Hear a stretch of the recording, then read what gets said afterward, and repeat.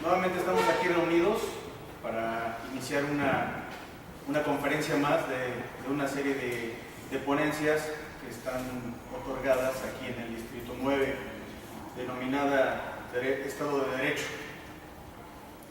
Una conferencia que forma parte de una serie de ponencias con el fin único de podernos ofrecer y proporcionar una formación política para todos nosotros y así también podernos otorgar una visión más amplia de los eventos suscitados en el presente, en el pasado, en el presente y poder crear una visión a futuro.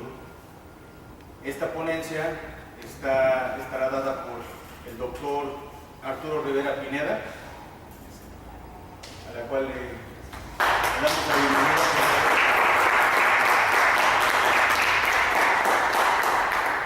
Brevemente comentaré pues, sus estudios académicos que tiene el doctor Arturo Rivera. Doctorado en Derecho, realizado en el Centro de Estudios, en el Centro de Ciencias Jurídicas.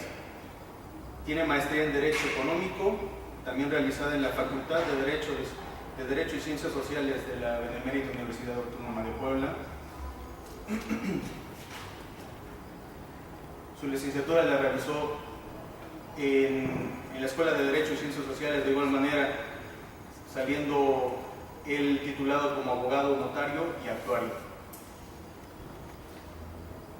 Mencionando también algunos premios, unos reconocimientos que ha tenido él, tales como distinción en el aniversario número 20 otorgada por la Facultad de Derecho de la Universidad de Camagüey, en la República de Cuba.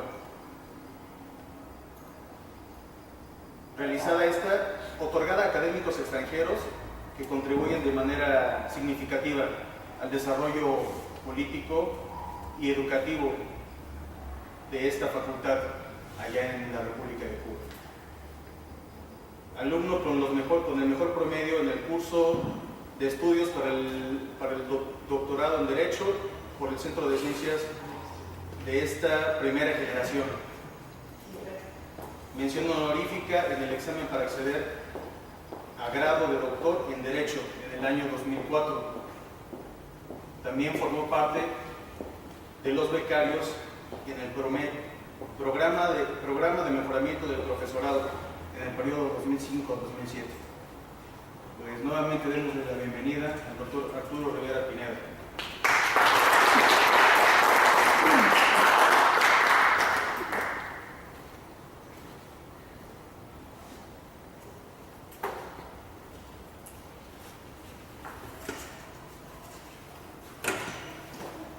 Buenas noches. Muchas gracias. Voy a tratar de ser lo más sencillo, bajar mi discurso a nivel accesible y también cualquier pregunta que quisieran formular, siéntanse con toda la libertad, con toda la confianza. De lo general a lo particular, sobre todo en un mundo que actualmente estamos presenciando. Hay gente adulta, hay jóvenes, y obviamente la lectura que uno puede hacer de la realidad, entre comillas, a mí no me gusta emplear ese término en mis clases, y sin embargo lo ocupo al iniciar y lo voy a hacer ahora, porque explicar la realidad es lo más complejo. La realidad que nosotros percibimos, la gente adulta, en nuestro proceso de formación para interpretar los cambios que están ocurriendo en el planeta, vamos, es realmente transformador. Del mismo modo, la realidad que están percibiendo los jóvenes hoy en día, pues van a ver cómo esta se transforma de manera que cuando llegue más o menos a la edad que nosotros tenemos, va a ser irreconocible. Y eso obedece a un principio también fundamental: nada es permanente. Nada es permanente. Todo está cambiando, transformándose de manera constante, la misma naturaleza. Entonces no me gusta emplear ese término realidad, porque el hacer una lectura de la realidad es precisamente el objeto del conocimiento en su más amplia esencia. Y se hace necesario, sin embargo, tratar de explicarlo, porque hoy en día todos oímos hablar de globalización. ¿Qué implica eso? Bueno, que para poder explicarse las cosas que están aconteciendo, lo que está ocurriendo, se hace necesario realizar una lectura de lo que está aconteciendo en otros puntos del planeta. Pero eso consiste en la globalización, porque nos están insertando precisamente en ese proyecto, en ese modelo. Y cuando los que estamos aquí y ya somos adultos fuimos a la escuela, obviamente no se hablaba de globalización. Yo recuerdo, y me dejarán mentir las personas adultas, que cuando asistíamos a la escuela, en todos los salones de clase se nos presentaba un marco en el que aparecía el mapa de la República Mexicana, y sobre la forma que tiene el territorio nacional presentaba posado un cuervo de la abundancia, y ese era México, y todo era México. Es decir, no nos enseñaron a ver el mundo fuera de México, sino a México como el ombligo del mundo. Y de ahí se tejieron algunas frases que todavía perduran, como México no hay dos, y el México lindo y querido, y cosas por el estilo, ¿no? Pero únicamente estamos teniendo en ese momento una visión muy local, muy regional. Y cuando de manera adulta, a partir del 88, se comienza a impulsar el modelo globalizante, entonces, obligadamente, para poder explicar lo que estaba ocurriendo, tuvimos que realizar la búsqueda de información con la finalidad de poderla transmitir, como en este caso lo tratamos de hacer. Lo primero que les pregunto a mis alumnos, a mis queridos alumnos, el primer día de clase, es que si tienen claro al seno de qué cultura nos encontramos insertos, y no lo saben. Ahí me sorprende, pero porque, se presume que tienen una formación universitaria, pero hago la misma pregunta en los compañeros que ya tienen un grado mayor en la maestría, y lo he comentado incluso con compañeros que tienen grado de doctorado y no tienen claro todo eso. Yo creo que es elemental, sobre todo ahora que uno de los temas fundamentales de las famosas reformas estructurales es la llamada reforma educativa. ¿Cuál debe ser el contenido de la educación? Y yo creo que una de las primeras tareas es precisamente dar una idea de lo que es la globalización. Y cuando observo el planeta, yo identifico al seno del globo terráqueo 5 grandes culturas de carácter nacional. La cultura asiática, una cultura oriental, una cultura africana, una cultura occidental y una cultura euroasiática. Y hay que tener, vuelvo al planteamiento inicial, no hay nadie, yo quisiera hablar de cada una de esas culturas. No puedo hacerlo. No puedo hablar, por ejemplo, de la cultura oriental porque desconozco sus raíces. No puedo hablar de la cultura asiática porque desconozco la mayor parte de sus raíces. No puedo hablar de la cultura africana porque ocurre lo mismo. No puedo hablar del mundo árabe porque ocurre exactamente de manera semejante. Pero por lo menos debemos saber al seno de qué cultura estamos insertos. Y estamos insertos al seno de la cultura occidental. Es una situación que tiene que ver particularmente con la historia de nuestro continente. Porque las raíces de esa cultura, de la cultura occidental, no se encuentran en América, se encuentran en Europa.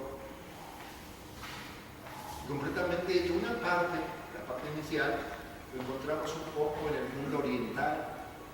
Grecia está más pegado a Oriente, y la segunda parte en Roma. ¿Y qué hace aquí la cultura occidental? Bueno, la traen precisamente los colonizadores españoles y la montan por encima de la cultura de los pueblos originarios, de los pueblos, las culturas étnicas de los pueblos indígenas, la superponen.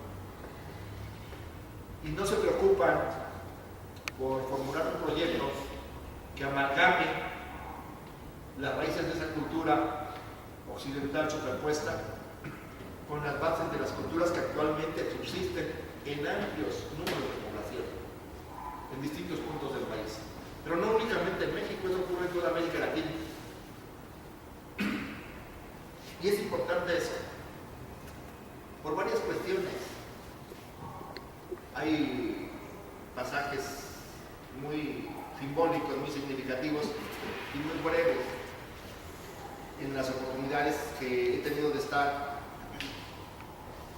en Europa, con países de los más desarrollados, Francia, Alemania, Inglaterra, la misma España. Todos los habitantes tienen dos lenguas, son bilingües. Tienen su lengua autóctona, su lengua regional, la lengua milenaria de origen y la lengua nacional. Y cuando yo me percaté de eso, volteé hacia México, ¿no? Porque de algún modo no he estado desarraigado de la existencia de las comunidades étnicas. Mis abuelos con quienes yo viví, quienes me educaron, eran provenientes de una comunidad étnica por aquí de Coyatempan. Y entonces tuve la oportunidad de tener contacto con ese tipo de comunidades y percatarme que no hablaban el castellano. Pero sin embargo, cuando uno llega a la ciudad en la actualidad, actualmente, se percata uno de que el propio gobierno ha dejado de desaparecer, ha descuidado precisamente la expresión de estas culturas muy valiosas. Porque los mexicanos, viendo yo todo esto, llegar a la conclusión de que nosotros los mexicanos debemos de tener también dos lenguas, las lenguas regionales, que de manera afortunada parece que todavía hoy en día ya están realizando algunos movimientos tratando de recuperarlas. Las lenguas regionales. En todo el planeta hay más de 4.000 grupos étnicos, porque México no es el único lugar en el que existen grupos étnicos. Hay más de 4.000 grupos étnicos. Y esas 4 o 5 grandes culturas que mencioné hace un momento se integran en 193 estados nacionales, 193 países. Porque, ¿qué se hace con el planeta? Son 4.000 grupos étnicos que le entregamos a cada grupo étnico un estado. Sería la locura si son 193 estados así en el planeta y no nos podemos poner de acuerdo. Imagínense un planeta integrado con 4.000 estados. Sería una locura, ¿no? Entonces, al interior de cada estado encontramos diversos grupos étnicos integrados. Y en la forma en que se ha ido organizando la evolución del Estado, vamos a explicar qué es el Estado, pues en algunos con mayor acierto se ha ido preservando, se ha ido cuidando, se ha ido protegiendo esas expresiones culturales de la antigüedad, a diferencia de lo que ha acontecido, que tiene su explicación, y su explicación para ustedes no va a ser muy complejo descifrarla, sobre todo porque están ustedes participando en un nuevo proyecto, un nuevo proyecto que de algún modo trata de cooptar la esperanza, de acompañar con optimismo la perspectiva de la construcción de un futuro. Pero ¿qué es la política? Eso nos lleva a otro problema. Ya vimos por un lado la composición de la ANET, hay 4.000 grupos étnicos, hay 193 estados nacionales, encontramos una diversidad de grupos étnicos al interior de los estados nacionales, y por eso podemos observar, por ejemplo, que el mexicano del sur, el mexicano de Tabasco, el mexicano de Chiapas, no es idéntico al mexicano del norte, al mexicano del centro. Cada región tiene sus particularidades y también sus particularidades en cuanto a su lengua. No es únicamente, por ejemplo, el mexicano, el náhuatl, que se habla de otras lenguas que se hablan también de esos pueblos autóctonos. La política. Cuando hablamos de política, ahora que está tan desprestigiada la política,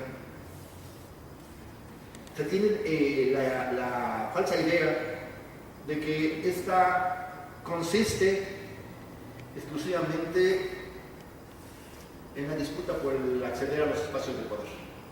La política está vinculada con el poder, efectivamente, pero la política no se agota si no comprende únicamente el proceso electoral.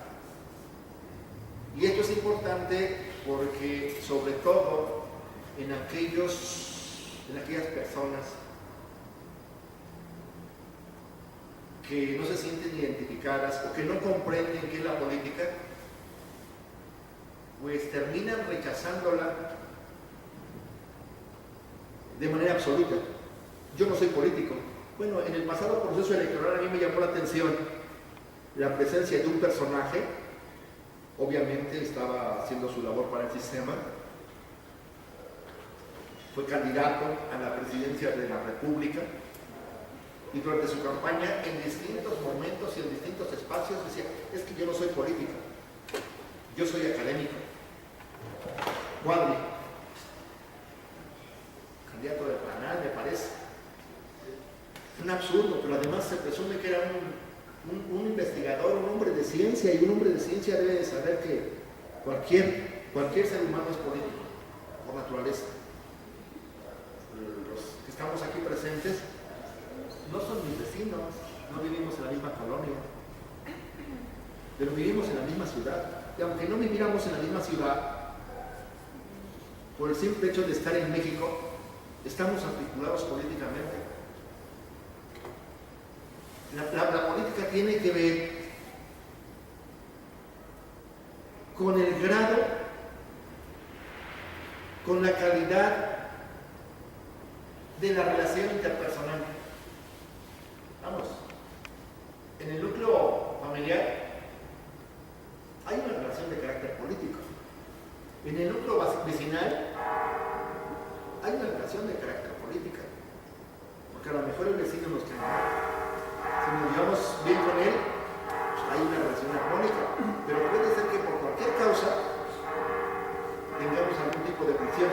Y no vamos a estar pensando en decidir qué hacemos, si lo desaparecemos o no desaparece. Entonces tenemos que buscar la manera de superar precisamente ese tipo de diferencias.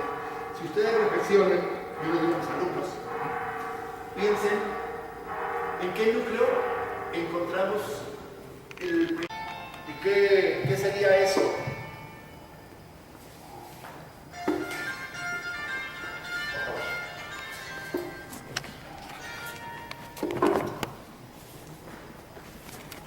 Pensemos en esto.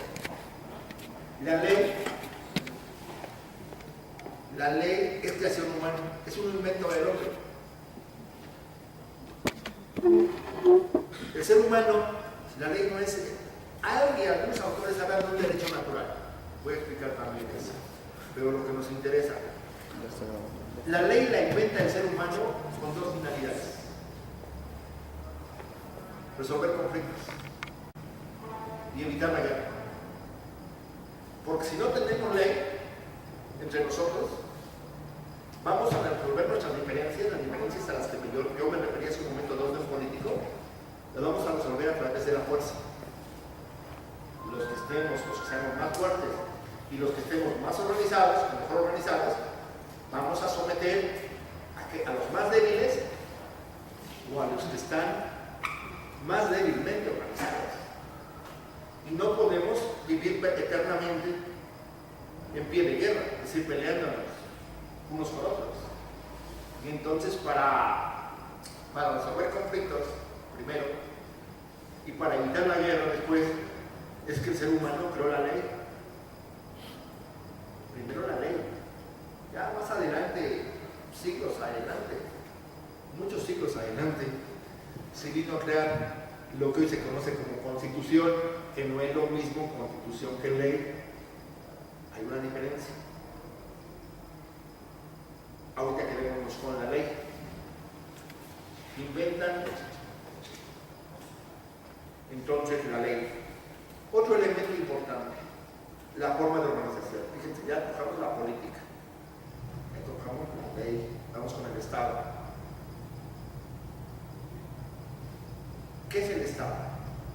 El Estado no es otra cosa más que la forma de organización que adoptan los seres humanos.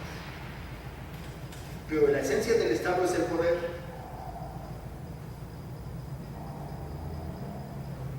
En la historia del Estado, la forma de organización que se conoce desde la antigüedad hasta que surge el Estado nacional.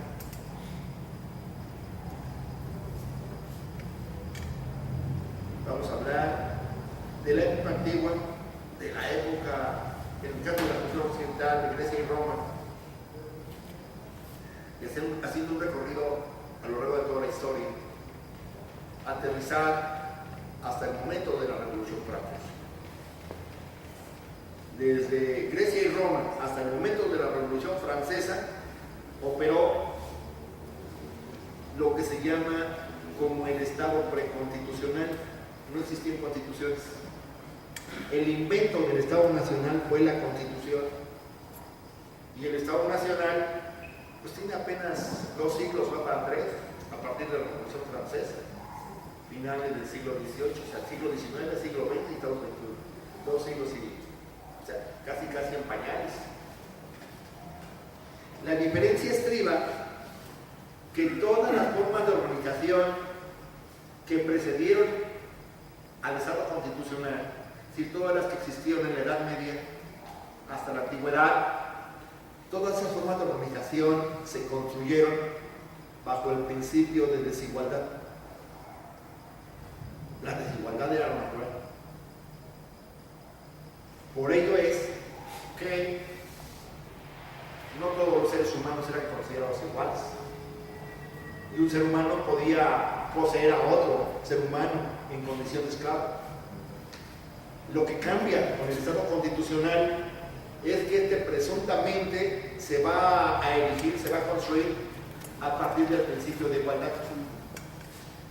Todos los seres humanos somos libres e iguales.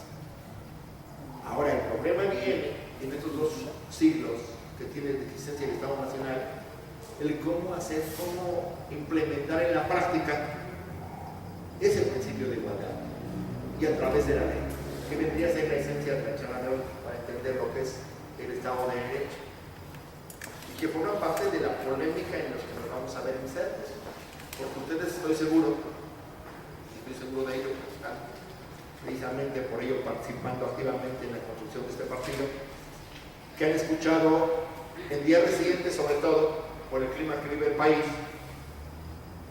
algunas referencias incluso de algún expresidente por ahí. Cedillo se le ocurrió abrir la boca para decir, es que en México no existe Estado de Derecho. Qué raro, ¿no? Eso que lo diga un presidente cuando tuvo toda la oportunidad de poder impulsar un proyecto para mejorar o para aproximarnos a la vigencia de un Estado de Derecho.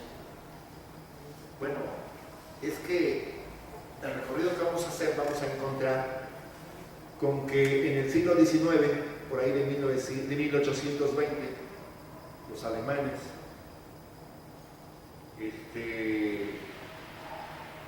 conforman una corriente que se encarga de estudiar el derecho, y a todos los abogados en ese momento. No hay que confundirse, hay que distinguir la diferencia entre un Estado de leyes y un Estado de derecho. País de leyes, todos, buenas o malas, todos tienen leyes, pero un Estado de derecho tiene que ser muy pulcro en el manejo de la ley. ¿Y qué es lo que no tenemos? Es eso, es lo que no tenemos. Y no lo tenemos porque no se nos informa.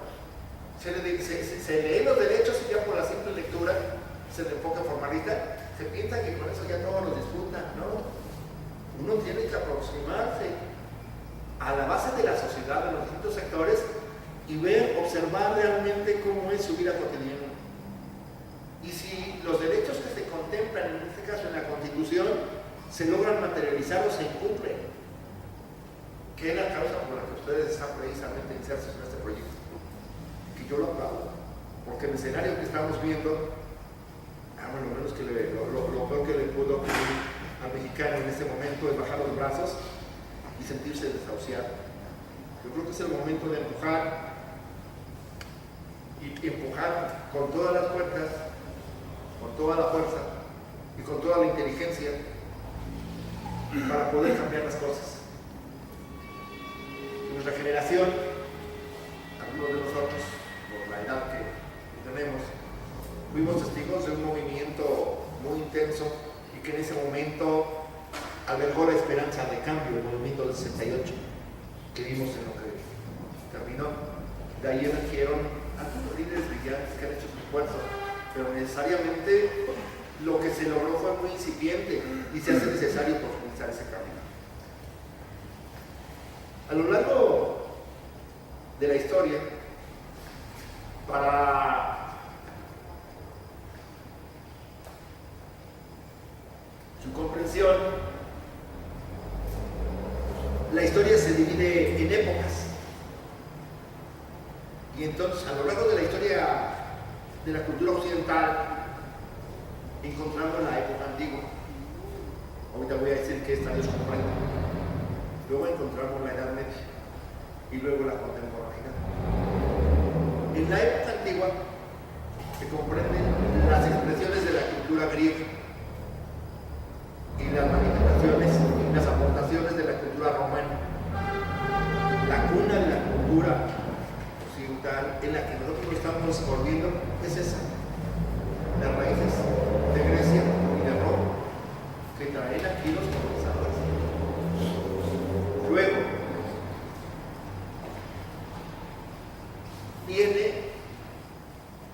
aparece la iglesia, ¿no?, con el pensamiento de San Agustín. Entonces encontramos que la época antigua comprende la presencia de Grecia, la presencia de Roma y el pensamiento de San Agustín. Encontramos ahí otro personaje más, Alejandro Magno, pero no tiene caso meternos a profundidad hacia detalles. Es importante también observar que en esa época antigua aparecen las raíces de una cultura muy arraigada en nuestra latitud, la presencia de la Iglesia Católica. Con los primeros cristianos, los cristianos de la antigüedad. Los cristianos de la antigüedad eran hombres libres que no tenían ningún marco normal, ninguna norma a la que sujetarse. Eran un grupo de individuos que se reunían de manera libre y espontánea para reflexionar precisamente sobre su pensamiento religioso. Y las únicas normas que tenían eran las que se autoimponían.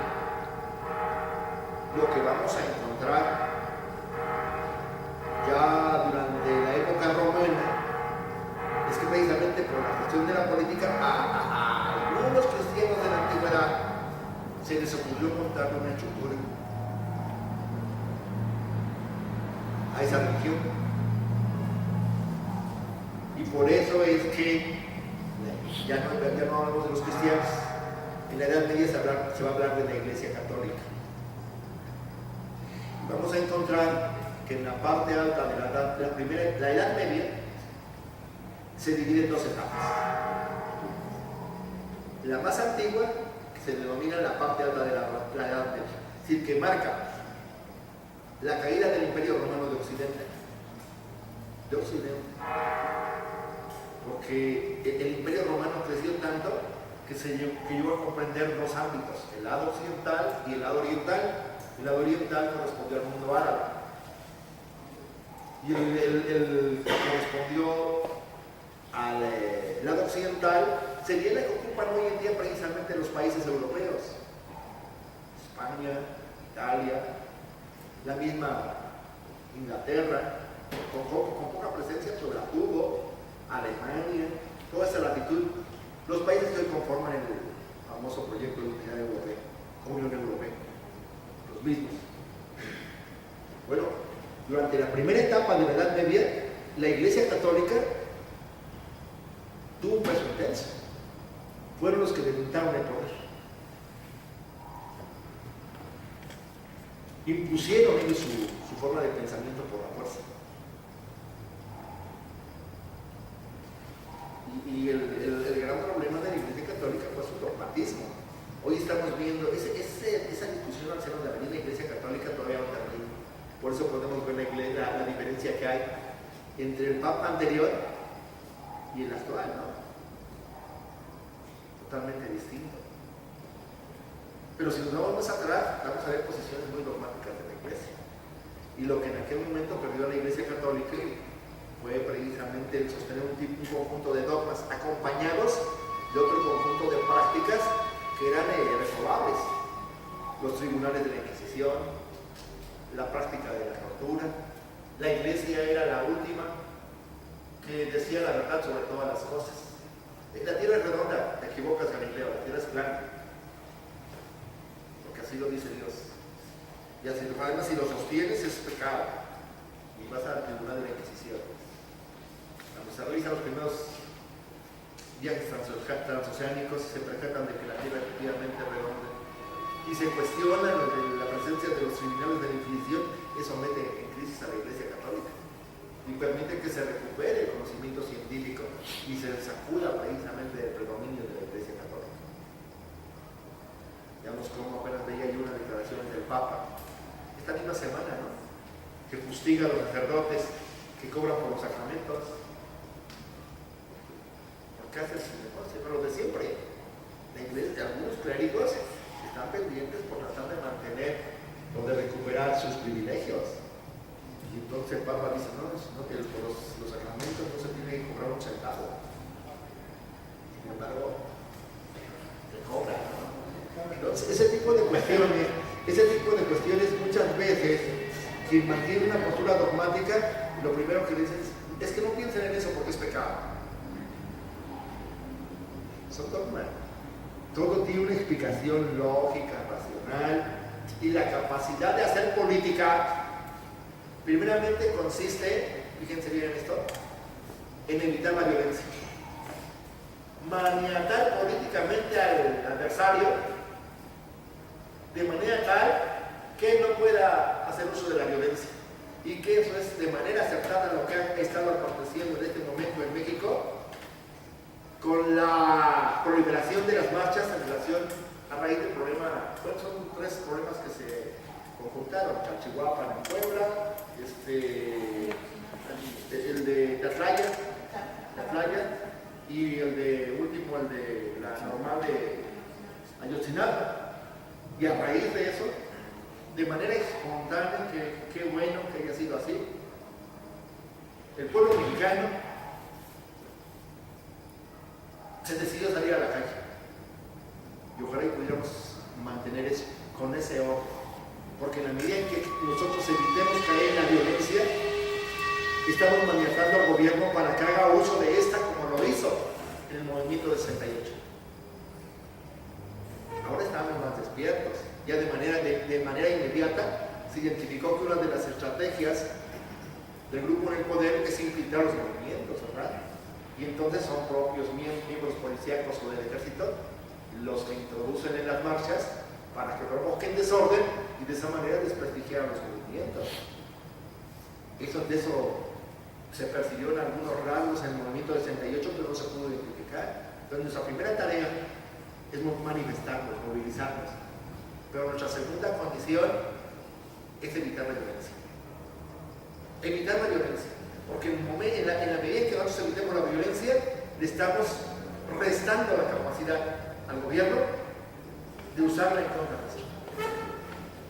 Y entonces el hecho de evitar la violencia es lo que nos da presencia, nos acredita como personajes que sabemos hacer política, una política pensante, y es la que nos da reconocimiento en el contexto internacional. Así de sencillo. Y de complejo. Entenderlo no es fácil.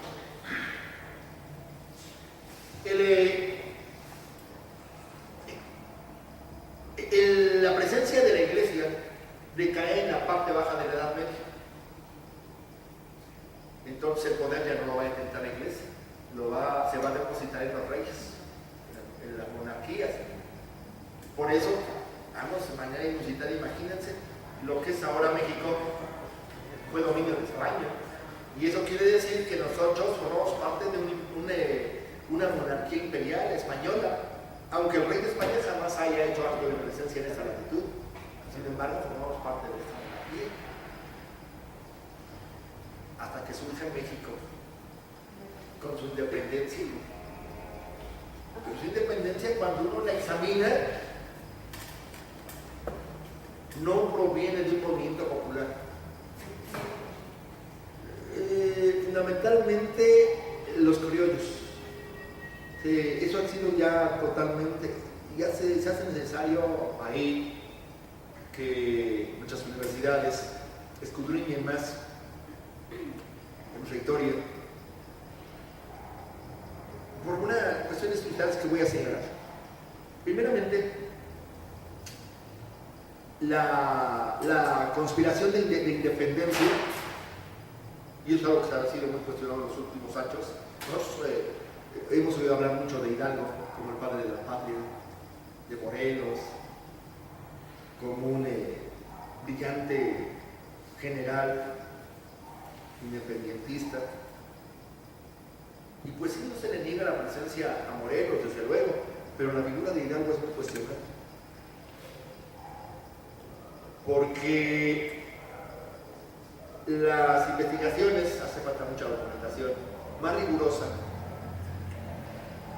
la dimensión más rigurosa, llegan al alcance de que la conspiración, la inconformidad, estaba gestada al seno del ejército virreinal por los criollos, porque los hijos de españoles nacidos ya en este territorio, porque a ellos se les negaba el acceso a los primeros puestos de administración. Esa fue la controversia que encontró refugio en un momento que ocurrió en España. En 1808, Napoleón, el padre de España, captura al monarca español, a Fernando VII, y le obliga a abdicar en favor de Francia la corona española, y junto con la corona española, todos los dominios de ultramar. Y entonces lo que se debate al seno de la misma España, decían los españoles, bueno, a ver, primero, el rey renunció a la corona y a los dominios de España, dice, pero esa renuncia no fue libre, fue viciada porque estaba prisionero. No podemos reconocer porque es derecho del pueblo darse rey. Y esa polémica que se desata en España es lo que propicia las condiciones aquí, en esta latitud, para que los criollos que se sentían inconformes con esa cerrazón que les impedía llegar a los primeros espacios de la administración, pues proclamen la independencia, promuevan la independencia. Y por eso es una persona que tiene una presencia relevante en ese momento de independencia, es la corregidora, doña Josefa Domínguez. A lo largo de la dominación española, en esta latitud, se ensayaron distintos esquemas de administración, pero no se permitió que ninguno se asentara. Esto me llama mucho la atención por lo siguiente, a partir de lo siguiente. Cuando observo yo el mapa de la Unión Americana, si nosotros lo vemos, los estados tienen una forma de figuras de polígonos regulares, rectángulos o cuadrados, lo que permite establecer en qué momento salimos de un estado y entramos a otro.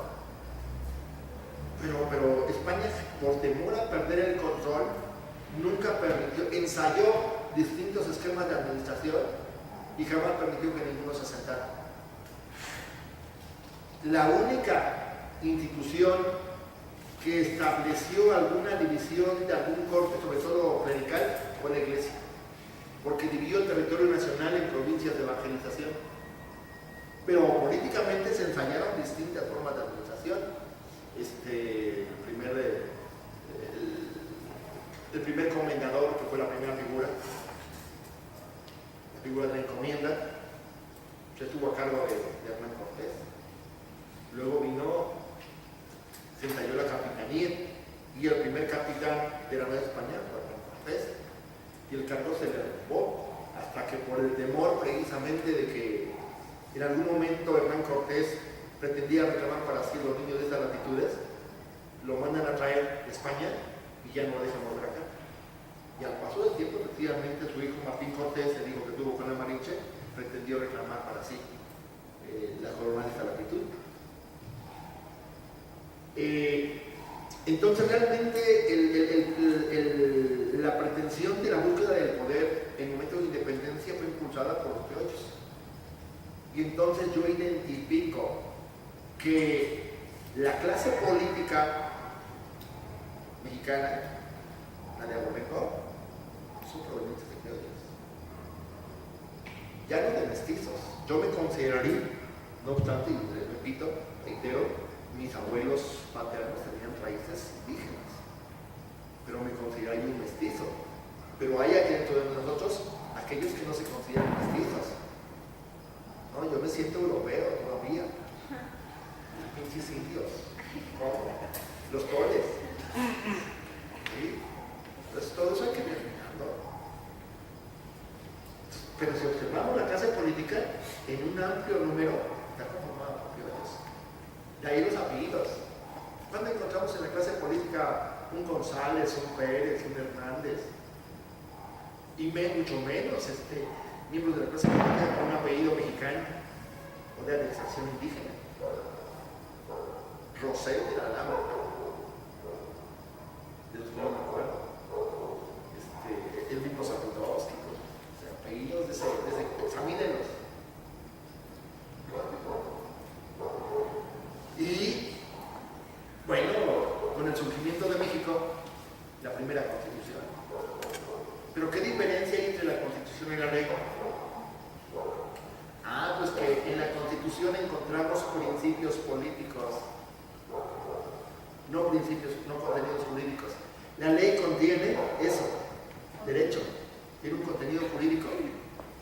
Y antes de existir la constitución existió la ley. Yo le decía, la ley proviene de la antigüedad y la crearon los seres humanos para eso, para resolver las controversias y los conflictos con los vecinos, con las tribus vecinas, con los pueblos vecinos.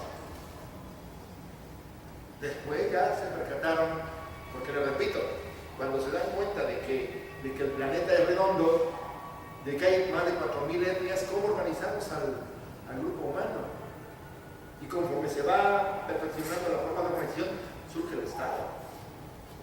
Lo que hacemos, le damos un Estado a cada grupo étnico, 4.000 estados. La diferencia que encontramos entre la Constitución y la ley es eso. En la Constitución encontramos principios de carácter político que se desdoblan, se desarrollan en la ley. Entonces, cuando se habla de libertad, encontramos distintos tipos de libertad.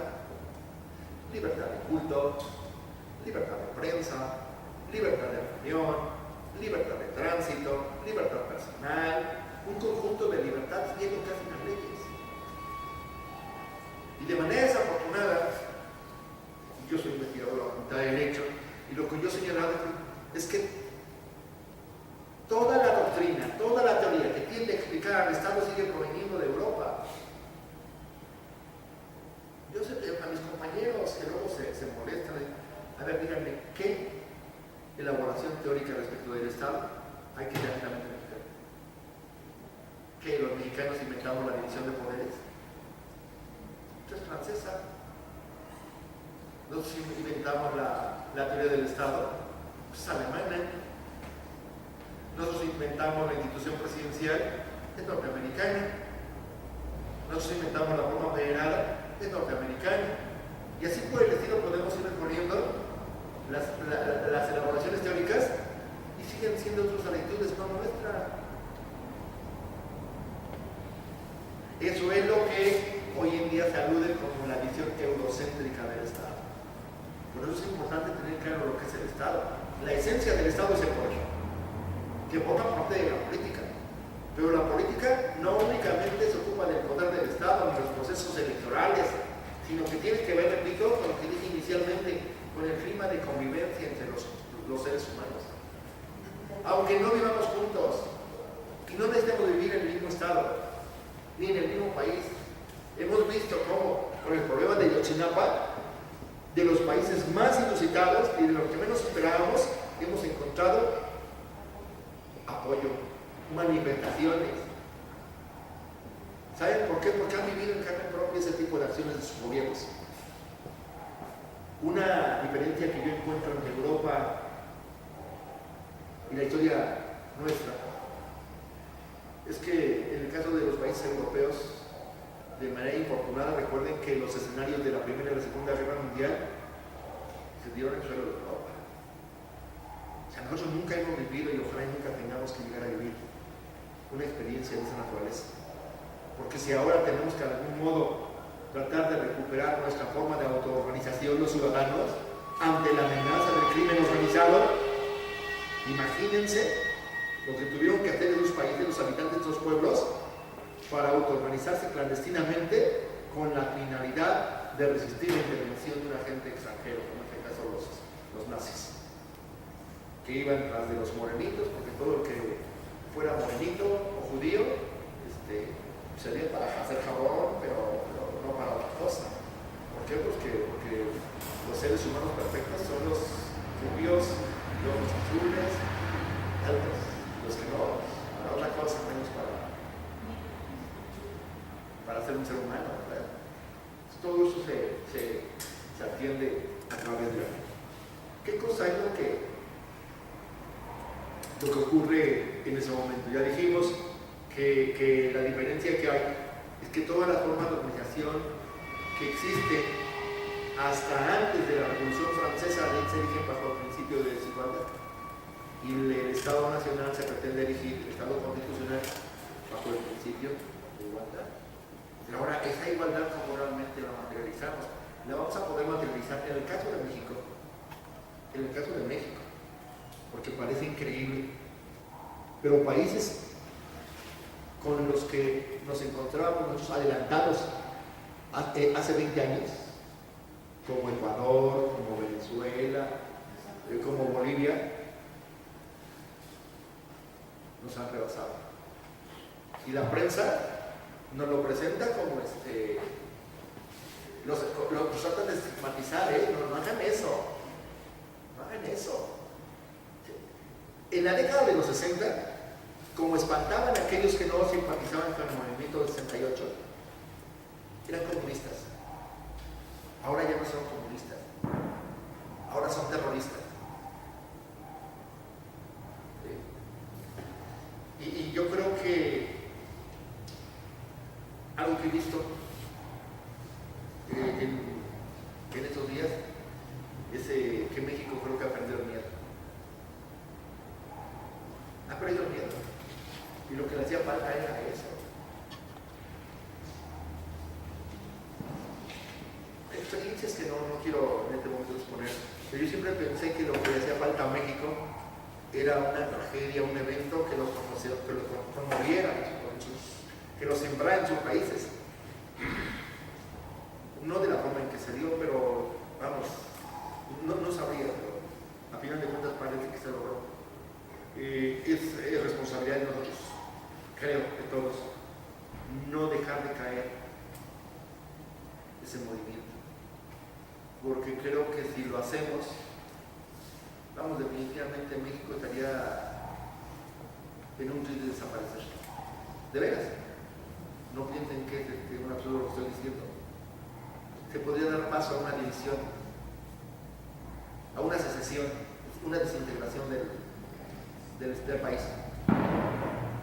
Veamos lo que vamos, en Inglaterra se acaba de rechazar una consulta de un intento en el que Escocia pretendió separarse de Inglaterra. En España hace pocos días también se hizo un ensayo con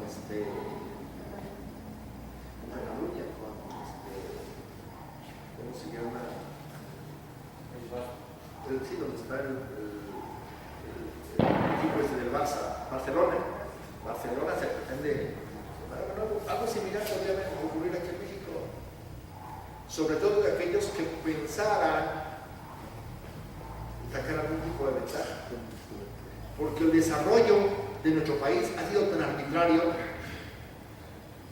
que hace 20 años, recordemos, 30, veían a los empresarios del norte como el modelo del empresario mexicano, pero porque no querían reconocer los políticos que el desarrollo de los estados del norte había sido a costillas del saqueo de los estados del sur, y por eso se dio esa tesis de los tres Méxicos. Decían, es que los Méxicos del norte trabajan, mientras los del México del centro piensan, y los del México del sur descansan, presentándolos como flojos, ¿no?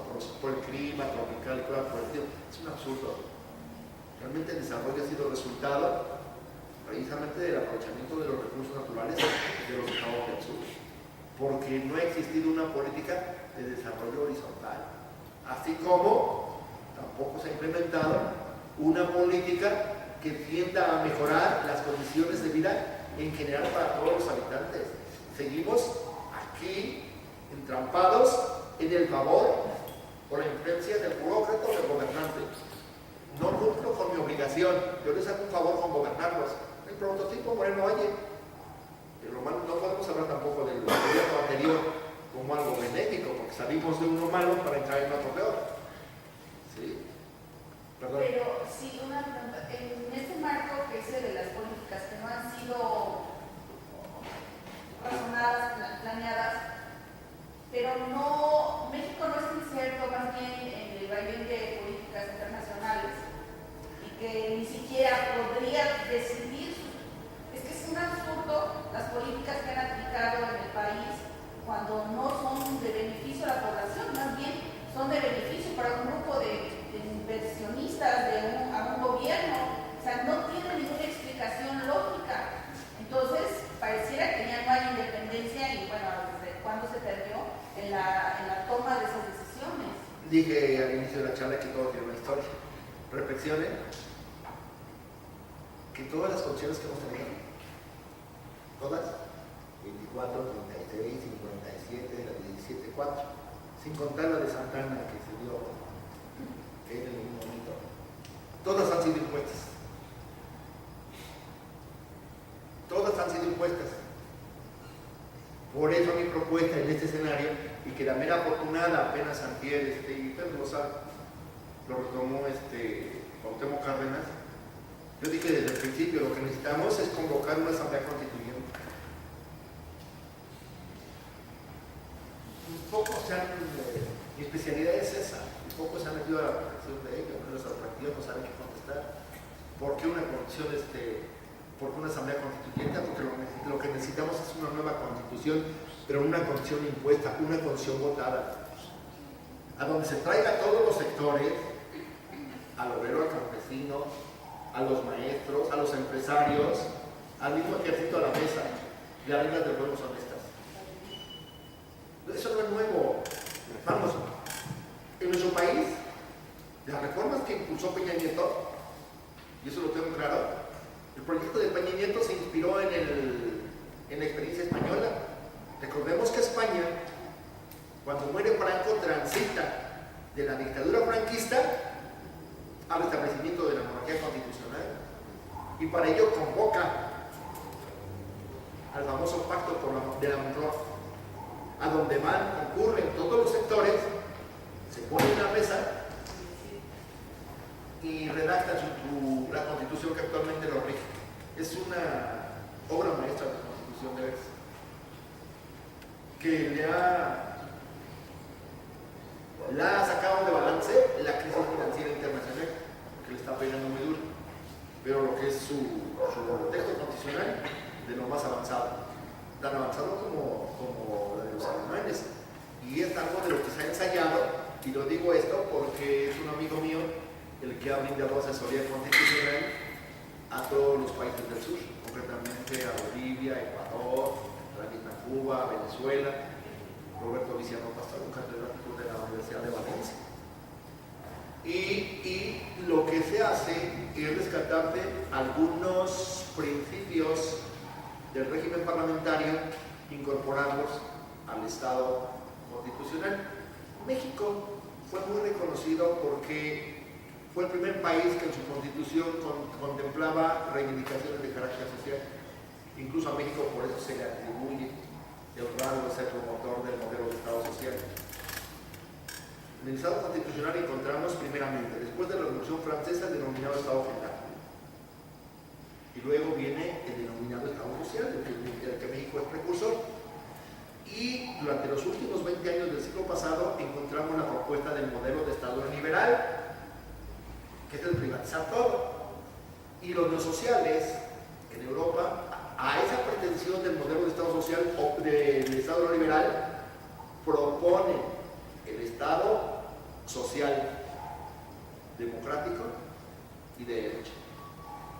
O sea, ya no nos quedamos en Estado social, sino que hacen énfasis democrático y de derecho.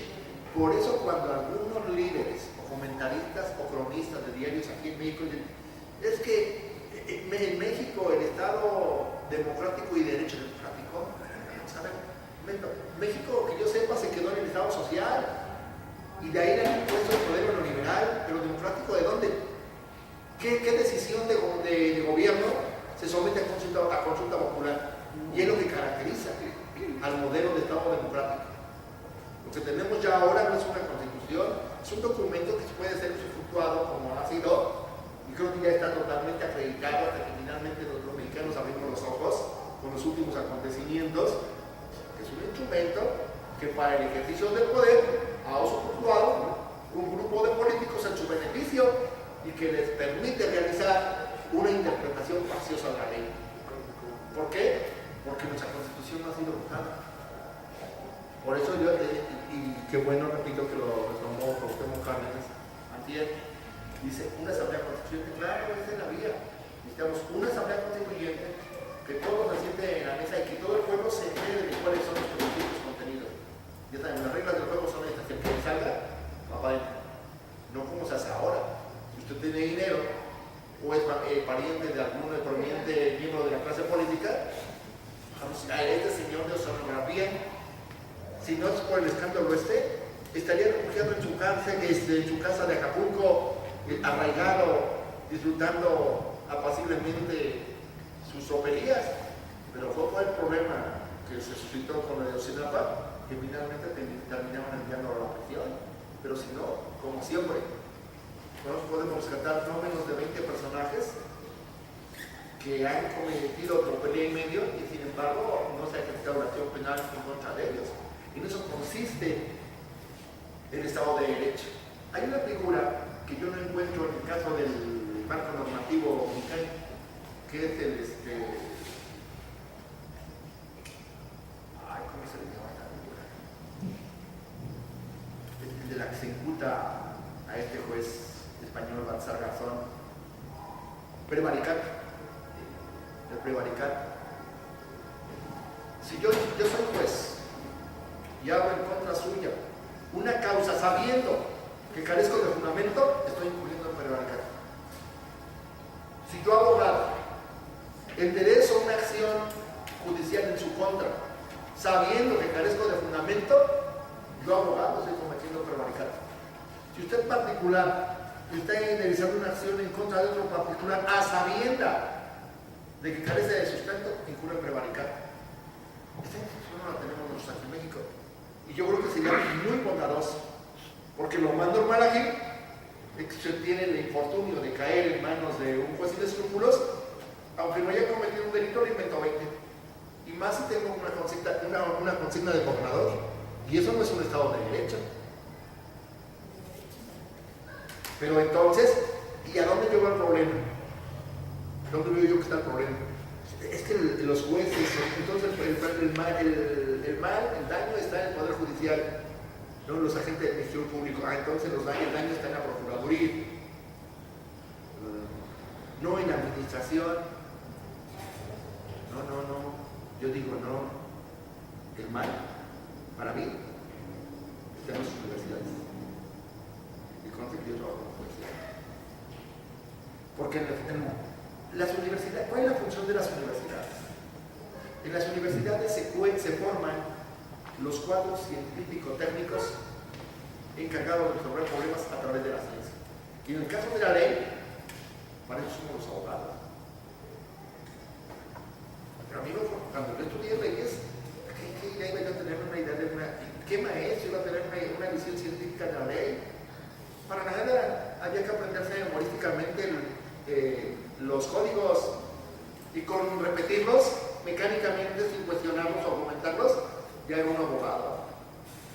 Y ese vicio sigue prevaleciendo en un alto grado, porque son ellos los que sirven. Yo lo que he dicho es que las universidades han formado abogados domesticados que sirvan los intereses del capital. Y entonces, pues si voy a estudiar leyes, ¿por qué voy a estudiar leyes? Pues es que yo quiero ser político. O sea, así de sencillo.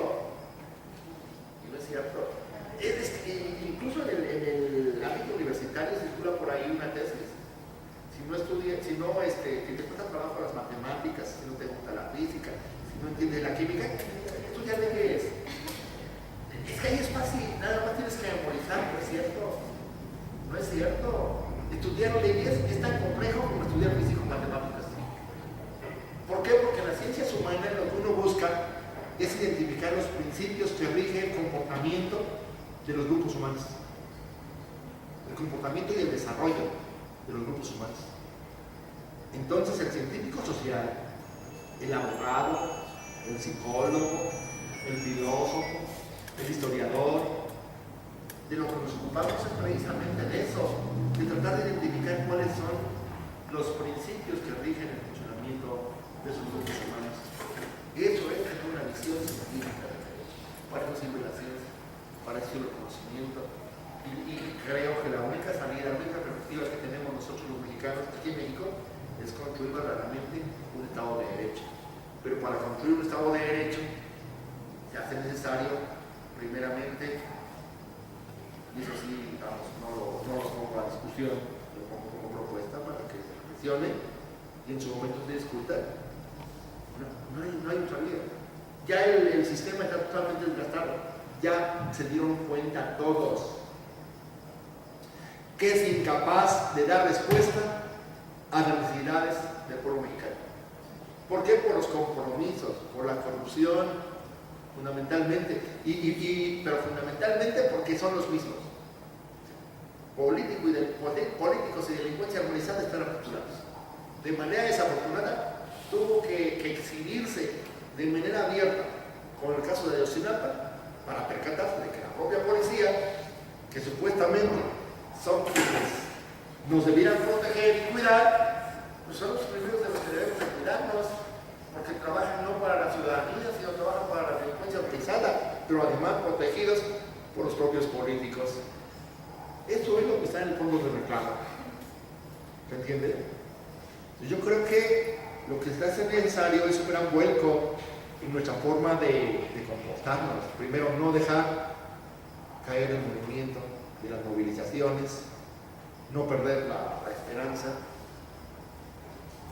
es decir, mantener la convicción, porque al final de cuentas, yo les decía a algunos de mis alumnos que colaboran conmigo, yo veo aquí tres principios fundamentales. El pueblo quiere un cambio, pero ese cambio que el pueblo requiere se entrecruza con una condición que la clase política no puede dar. Y esa es la primera contradicción que me parece buena. Uno. Y dos, que en esta lucha, en esta experiencia que estamos viviendo, yo veo que el único riesgo de lo que puede perder el pueblo mexicano es el perder sus cadenas. Y qué bueno, ojalá y lo pueda hacer. Realmente pasemos de una democracia representativa a una democracia participativa, que es lo que construye el Estado de Derecho. De que yo, presidente municipal, que yo, gobernador, pueda dirigirme a los distintos sectores de la sociedad para ver cuáles son sus necesidades, y no que vienen y hacen lo que quieren, porque tras el cúmulo de obras que desarrollan tienen pico en negocios. Mi rector se dio la tarea de levantar un conjunto de edificaciones muy buenas, en unos casos, en otros no tan buenos, pero porque lo primero que hacen es llegar, montar sus constructoras, y después ellos mismos autorizan las obras y llevan ahí su... Y eso tiene que ser transparencia. Hay mecanismos hoy en día para abatir ese tipo de acciones, de ejecuciones. Perdón. Sí, bueno, está oyendo sus comentarios.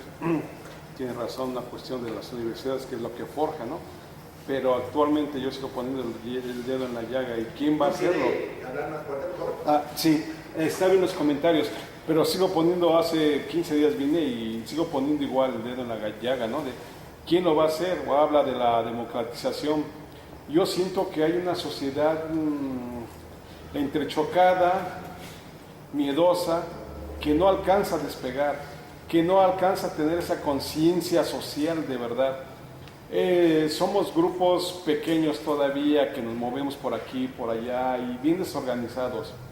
Estoy viendo ahorita las marchas que están haciendo, le están dando como que más motivos al gobierno de apalearnos, ¿no? La cuestión acá sería ponerse a pensar en una concientización seria. ¿Cuáles serían esos movimientos? Tal vez apagando la televisión, boicoteando. Algún tiempo ya yo a Mojarro, y lo que decía, las marchas todas son estériles, de ahí no vamos a pasar. Es más, hasta el mismo gobierno nos va a prestar a los camiones si quieren para que vayamos a marchar, a mentar la madre, a lo que quieran, va a decir qué bueno, qué bonito se ven. No sé si... Pero de ahí no vamos a pasar. La cuestión acá es, la verdadera parte fundamental es la de ser consciente, universitarios, profesores, académicos, el que quiera. Yo voy a la universidad tan solo, yo veo la universidad así apática todavía. Me acuerdo hace años que era más reaccionaria. Ahorita viven ahí en un misticismo, como que también no se confrontan, no se mezclan con la sociedad, como que dicen, bueno, nosotros somos acá y ustedes allá, ¿no? O sea, no hay esa participación como antes. No me refiero a que vayamos, les digo, a apedrear, a luchar, sino a organizar. La palabra yo la diría yo organizar. Que la gente de allá adentro, llámese médicos, llámese psicólogos, llámese lo que sea, no hay organización. Todos pues, por ahí como que le hacen, pero de ahí no va. La UNAM, por ejemplo, yo he visto ahí en lo técnico, hay una persona que daba algunos consejos de técnicos para la construcción, para lo que quiera, y acá la UAP está ya metida, ya está bien, allá están felices, les digo. Entonces a lo que voy, la cuestión es tratar de hacer a la gente más consciente de lo que este movimiento se quiere. Y alabo todo eso, ¿no? De que dicen, no, pues sí, estamos en movimiento, vamos, venimos. Pero ¿qué hay en realidad con la gente? También hay que ver las posibilidades, ¿no? Esa de cómo concientizar. Está bien estas charlas, pero hay muchos jóvenes. Yo le veo porque tengo un negocio. Y yo veo ahí que la gente, en serio, desinteresada, 1, 2, 3 me preguntan, pero la mayoría de la gente, el grueso de la gente como que, pues no... ¿Para qué? Pues ya hacen lo que quieren. Un primer paso, y no es una propuesta nueva, yo lo hice ya desde el año 83. Un primer paso tendría que ser la popularización del conocimiento científico. Porque se tiene la idea de que hablar de ciencia es, no sé, de los iluminados que andan volando por ahí por un octavo piso, por el estilo. No. La ciencia tiene que ser accesible para el habitante del barrio, del campo, de cualquier punto del país. Eso es educación política.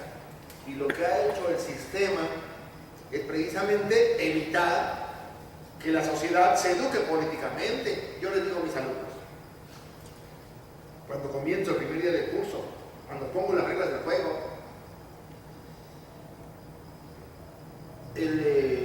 mi actividad va a ser de corte científico. Y por lo tanto va a ser crítico. Y estoy preparado. Porque vamos, y aquí tengo dos de mis alumnos que no me dejan mentir, si yo los enseño a ustedes a ser críticos, ¿a quién es el primero que van a criticar?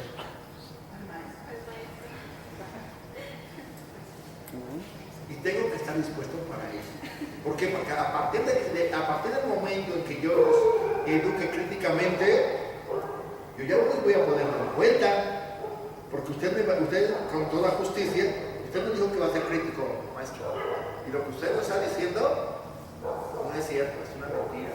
Por esto, por eso y por eso. Saca las cosas. Una primera condición, no se necesita ser marciano ni ser de otro planeta. Y ahora, yo le invitaría a reflexionar.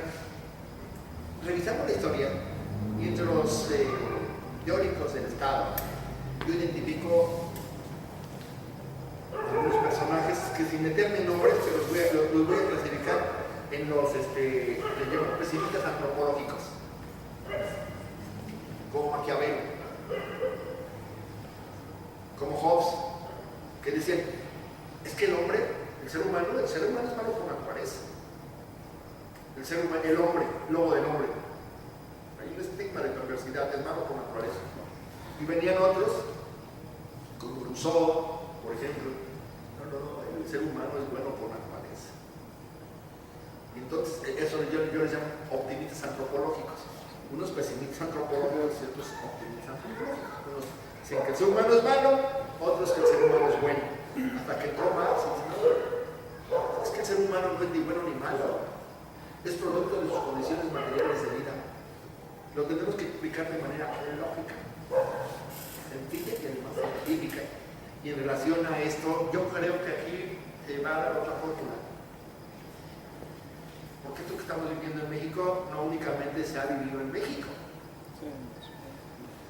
Y aquí yo me atrevería a formular el siguiente cuestionamiento. A ver, reflexionemos.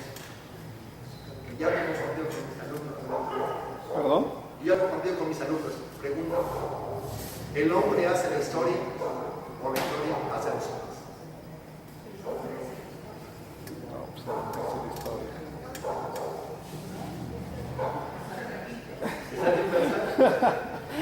El conocimiento compromete. El conocimiento compromete. Y yo pienso que el mexicano ya no está para tanto. Ya no está por eso pegó tanto la manifestación del procurador. Ya me cansé. Sí, todos estamos cansados, carambas.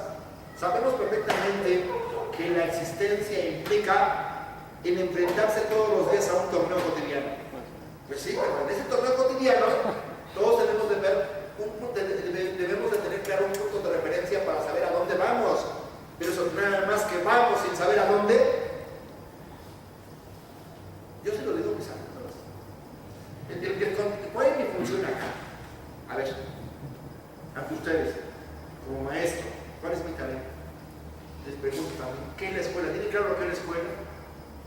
Estudiantes de universidad, fíjense, o de posgrado, y no lo tienen. Así como no saben en qué cultura se encuentran insertos, no tienen idea de lo que es la escuela. La escuela es un aparato de control ideológico. Si ustedes se percatan, y los pongo a hacer memoria, percátense de que la escuela es el primer ámbito al que somos incorporados cuando se nos desprende del núcleo familiar. Antes de que vayamos a parar a la escuela, estamos en el reino de la fantasía, con los padres, con los hermanos, con los vecinos, con tus primos, felices, ¿no? Hasta que se llega la mala noticia de que tendremos que ir a la escuela y nadie se toma la molestia de explicarnos qué es la escuela. Y les pregunta a continuación cuánto tiempo han pasado de su vida en la escuela. Y me hacen la cuenta del kinder hasta que llegan a la licenciatura o al posgrado. Tantos años, 15, 18, 20 años. Y en 20 años usted ha estado dentro de la escuela, esa altura no tiene idea, no tiene claro lo que la escuela es.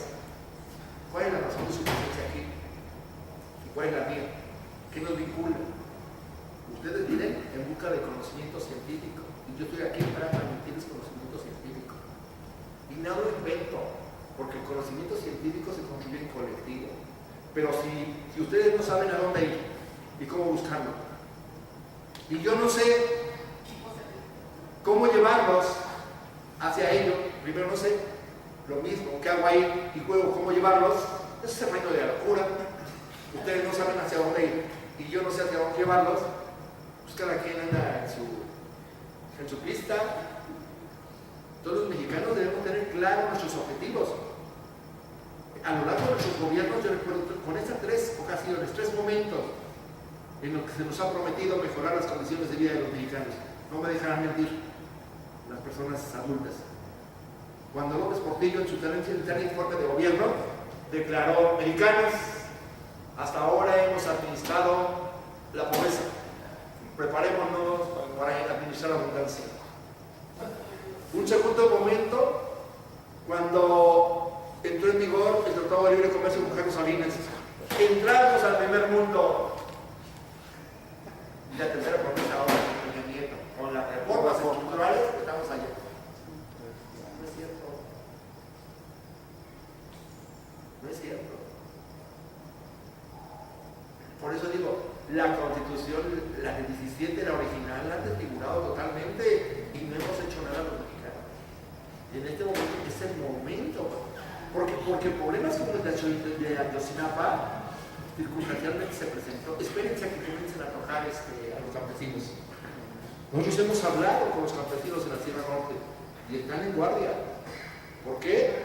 Porque las mineras llegan a despojarles de sus parcelas, y si no están no quieren autorizar la presencia de las empresas, el gobierno se ha subrogado la facultad de otorgarlo, y los campesinos están enojados, están muy irritados.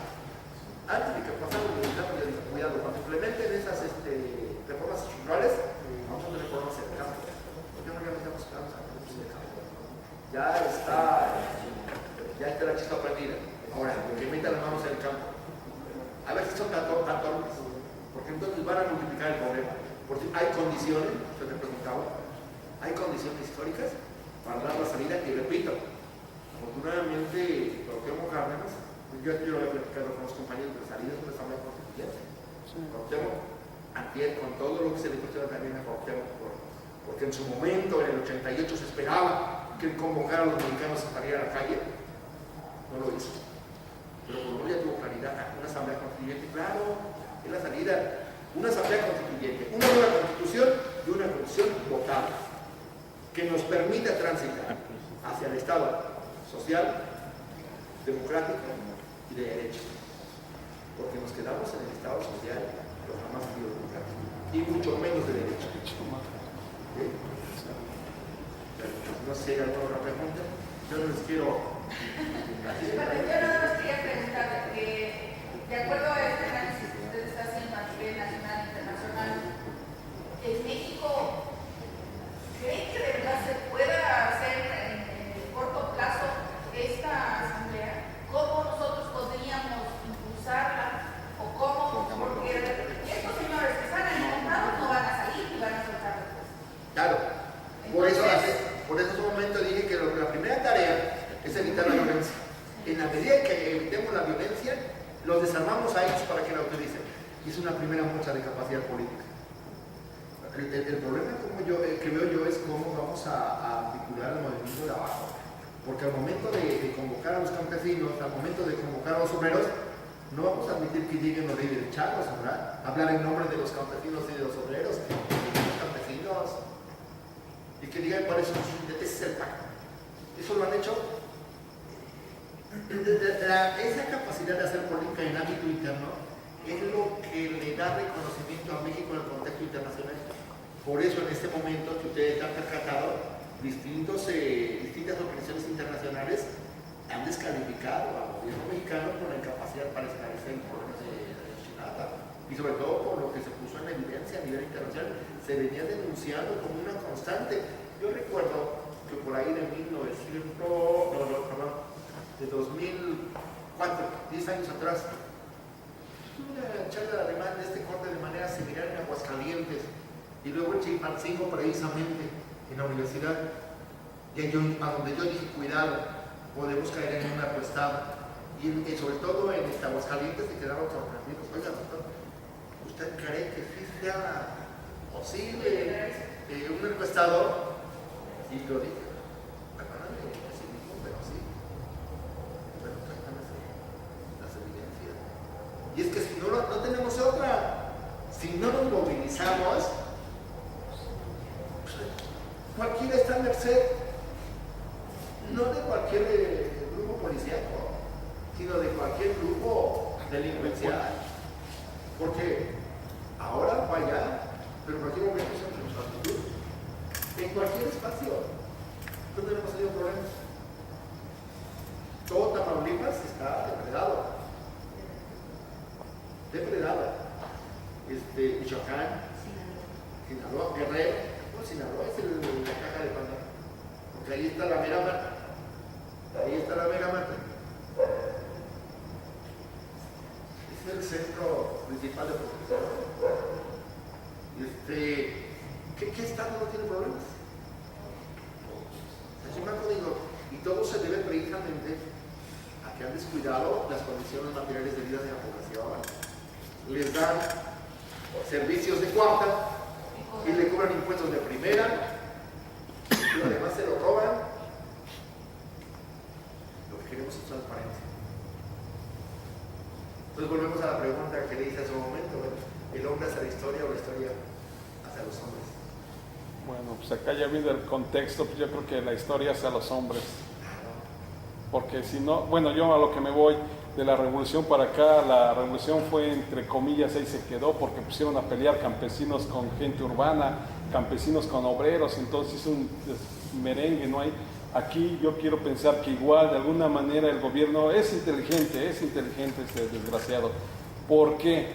Porque ya junto al ejército, ya junto a la policía montada, pues ya cuántas policías ya hay, entonces inmiscuye esa parte de la sociedad, inmiscuye a todos para que al campesino, pues ahora tú dale, ¿no? Yo desde aquí nada más te veo. Esas ¿Cómo se declaraciones del secretario de Marina, la Marina es garante del Estado de Derecho, qué absurdo, eso lo debería decir el Poder Judicial, no un cuerpo del ejército. Yo por ejemplo lo veo así.